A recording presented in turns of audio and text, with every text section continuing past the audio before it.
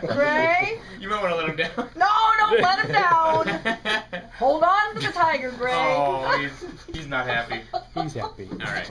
Now there's a little chuff sound. That little oof sound is his way of saying, "Hi, I'm a friend. I won't kill you. Don't kill me." You're an FOB, huh? There you go. Orion. There we go.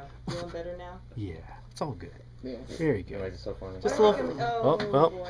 fortunately we have Jungle Josh here, our education Jungle curator. He can Josh. help You me know out. what I'm So. starting to feel like on that old Mutual of Omaha show, where Jim, the old guy, who's the old guy in the boat? Marlon Perkins. Yeah, and then I'm like Marlon Perkins, and then you're Jim. You're out in the water with the alligator. You're leaning on the desk smoking a pipe, and I'm wrestling the kid. You're out Okay, there. that sounds good. I got a little nervous, Gray. By the way, I should tell you what's going on here. Gray Stafford is here.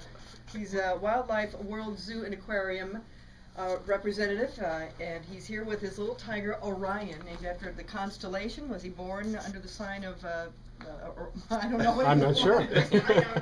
But now is he a little bit tired, or is he crabby? Is he cranky? He's 2 months old. He's 2 months old, a little baby. So He's yeah, hungry? they eat and they sleep and they poo, and he's just getting at an age where he starts to play a little bit more than usual.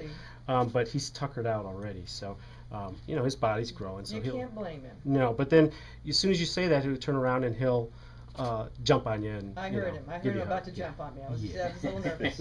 He is a beautiful. We're taking video of this little baby tiger, by the way, that we're going to put up on the Beth and Friends blog. He's very, very beautiful. His face is gorgeous. Yeah, it is, and it's a shame because of course, wild tigers are under incredible threat because of poaching and habitat loss. So it's great to have animals like this guy to talk about them. And what's neat is he's actually on display in our baby animal nursery, which is right behind a pane of glass, so people can press their noses up and see him as close as you are today. Wow. Yeah, it's a neat experience. I feel like breaking into song right now. If I could talk to the animals. You know that song, don't you, Gray? I do. How long have you been with the Wildlife World Zoo and Aquarium? 10 out of the last 12 years. I took a couple years off to go manage some dolphins in Hawaii. Wow, that must have been cool. It was very cool. Well, I started at SeaWorld in Ohio, so that's my background with marine mammals. So it was kind of fun. SeaWorld of Ohio? Believe it or not, there used to. Yeah. I'm from Indiana, and I find that shocking that there's a SeaWorld of Ohio. Is it on Lake Erie or what is it? It was close. It was actually in Aurora by Geauga Lake. Neither place is there anymore, unfortunately. Okay. But I think the whole point was to draw from Pittsburgh and Chicago and New York and so forth. Sure. But it was a great place to start my career. But it's been a lot of fun at Wildlife World, and in fact, I think one of my predecessors, John Summers, used to come in years ago. So. Oh yeah, we used to give John a real hard time. He was a good sport. That's what I hear. And I hear he's doing really well in Nevada. So. Yeah. But we've just been with Wildlife World for a long time and raised a lot of tigers, a lot of interesting animals, and just fun to talk about them and have a little fun, but also hopefully educate people about what's going on in the wild and what people can do to help out. Now, is Orion's parents there, or is it just Orion? They are there. His mother's on display. We tend to raise them from almost day one. What we find is that by raising animals like this guy, first of all, it's a great ambassador for a species, but it also helps to manage them as an adult. This is not an animal that's going to be released back in the wild because, frankly, there is no wild to release him to. And so by raising him around people, it takes some of the natural fear of humans away. He would be in danger.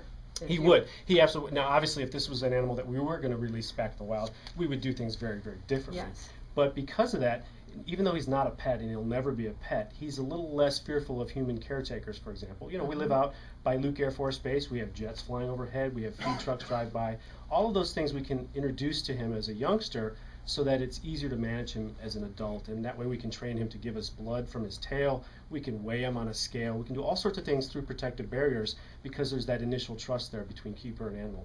Now, his home would be in Africa, somewhere in Africa. They're actually Asia. You're thinking probably more of the lions and leopards, and that's for Africa. But all of the big feline species around the world are in big trouble. Even our cougar here in North America. Now, I've been to Scottsdale. An old cougar problem. That is true. The western cougar is fine and well, but the one in the eastern United States, those are actually listed as extinct. Wow. Just recently, this past spring, the government finally said yes, there are no native cougars in the eastern United States. No native cougars. I'm going to get in trouble here really quickly. Go west, young cougar, go west. Hold that thought for a second, Gray. We have to take a break at 8:17. Gray Stafford is here at Wildlife World Zoo and Aquarium. He's a PhD, by the way. Means probably hasn't done it. We're going to check in right now with Mark Jeffrey and see what's going on.